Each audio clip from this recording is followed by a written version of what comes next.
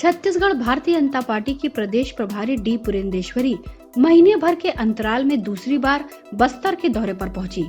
4 दिवसीय दौरे पर बस्तर पहुंची प्रदेश प्रभारी का भारतीय जनता पार्टी के स्थानीय बड़े नेताओं ने एयरपोर्ट पर स्वागत किया।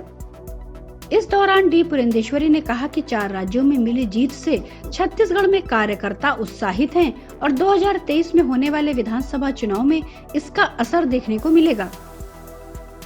4 दिवसीय बस्तर प्रवास पहुंची पुरेंदेश्वरी नारायणपुर विधानसभा सहित बस्तर जिले के 3 बस्तर, जगदलपुर और चित्रकोट विधानसभा के पदाधिकारियों की बैठक अलग अलग लेंगी।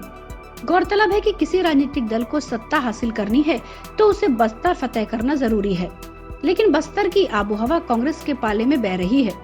इसलिए लगातार भारतीय जनता पार्टी के सीनियर लीडर बस्तर संभाग का दौरा कर रहे हैं।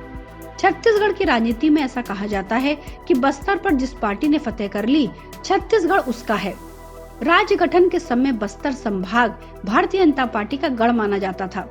2003 में हुए विधानसभा चुनाव में भारतीय जनता पार्टी ने बस्तर संभाग की 12 में से 9 सीटों पर अपना कब्जा जमाया था।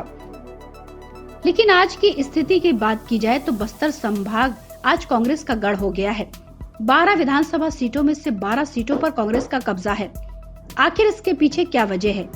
15 साल सत्ता में रहे भारतीय जनता पार्टी बस्तर में क्यों अपनी पकड़ खोती जा रही है? ये भारतीय जनता पार्टी के लिए चिंता का विषय है।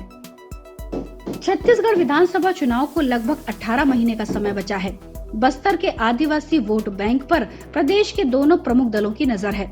साल 2003 में हुए विधानसभा चुनाव में बस्तर संभाग की 12 में से 9 सीटों पर भारतीय जनता पार्टी काबिज थी। 3 सीटें कांग्रेस के हिस्से में आई थी। 2008 के विधानसभा चुनाव में 11 सीटों पर भारतीय जनता पार्टी ने कब्जा किया। 1 सीट कांग्रेस के हाथ में आई।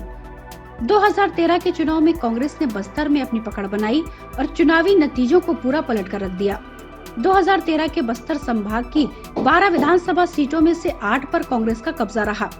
4 सीटें भारतीय जनता पार्टी के हिस्से में आईं। साल 2018 में भी स्थिति लगभग यही रही। 12 विधानसभा सीटों में से 11 पर कांग्रेस का कब्जा था। 1 सीट भारतीय जनता पार्टी के हाथ में आई।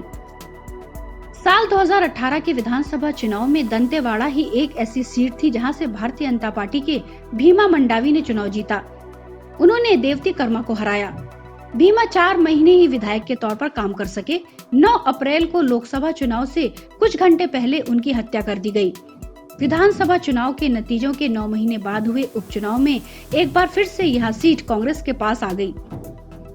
डी पुरेंदेश्वरी के इस विधानसभा वार बैठक को काफी महत्वपूर्ण माना जा रहा है। बताया जा रहा है कि इस बैठक में कार्यकर्ताओं में चुनावी जोश भरने के साथ ही संगठन में भारतीय जनता पार्टी के कार्यकर्ताओं और नेताओं के बीच चल रहे मतभेद को दूर करने का प्रयास प्रदेश प्रभारी डी पुरेंदेश्वरी के द्वारा किया जाएगा। Bureau report, public news.